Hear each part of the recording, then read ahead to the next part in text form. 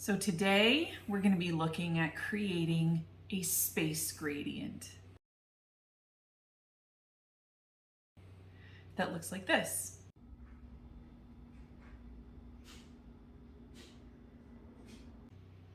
And there's many different color schemes you can use, but the one I'm going to use today is purple based. And I like to do gradients like this where the speckles go from heavy concentration to light concentration and the color goes in the other direction from super saturated near black to a light pastel. And that sort of gives the illusion like the stars fading out at the edges of a galaxy. So first thing we're going to use is some reclosable zip ties. These are my favorite to create a resist. You can use cotton yarn. You can tie a knot in the skein, but you will have a massive resist. So I think these are probably the best. And the first skein, the lightest color, is going to have 6 ties. And when I take the tie off, it will leave 12 resists. So I just want to space them equidistant, and you want to tighten it down as much as possible.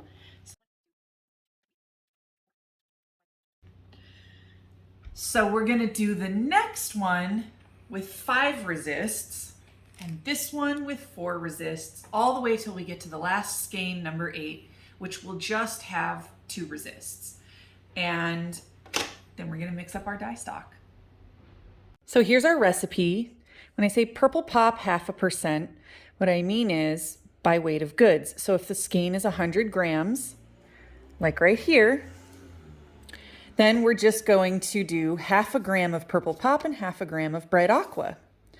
Purple pop at 1% is 1 gram of purple pop. Purple pop at 1.5 and brilliant violet at 0.5 is 1.5 grams to 0.5 gram, etc. This right here is our first color in the gradient, and that is 5 100-gram skeins. So 500 grams of yarn times 1% degree of strength dye is 5 grams, split 2.5 for bright aqua and 2.5 for purple pop. And that's what we're going to do for the rest of these colors, and I will put the recipe in the description. Citric acid. Let's take our bright aqua and our purple pop. Tap water as hot as it goes. Mix our color. This is our target color. Now we're going to bring this up to a boil. So it's really important that the water is just under a boil and very acidic, and that you put the skeins in dry. If the skeins are wet, the dye will migrate under the tie and you won't have a clean resist. If the skeins are put in cold and brought up to temperature, they won't have a resist. So we're going to put these in and try and get them as wet as possible, as quickly as possible. And we're going to leave them just under a boil at 210 degrees for 22 minutes and let them cool to room temperature. Here's color number 2 and 5 resists on 5 skeins.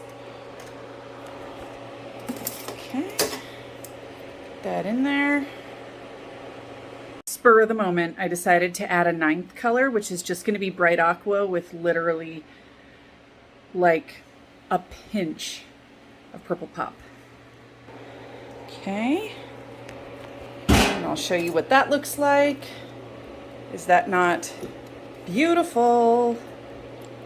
So here is our 5 resist, 4 resist, 3 resist, and 2 resist.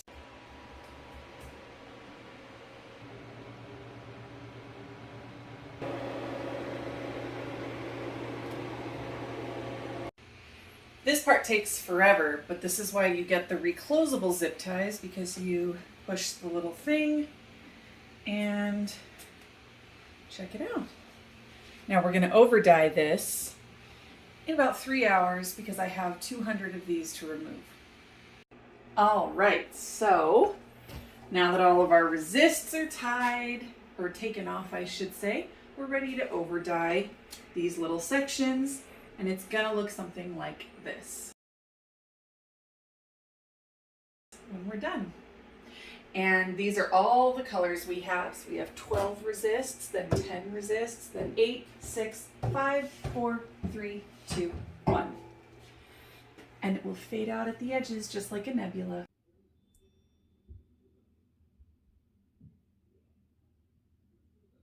Here's the dyes we're going to use. Hot pink from Pro Chem, fluorescent orange from Dharma, fluorescent lemon from Dharma, spearmint breeze, bright aqua, extreme blue, purple pop, turquoise, and lily rose. We're going to do 2.5 grams of dye into our 1000 ml jug with some citric acid, and we fill it to the top.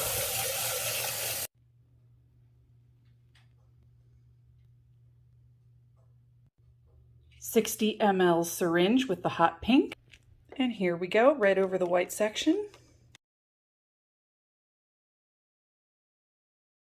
Now we're just going to take them and lay them like this and heat set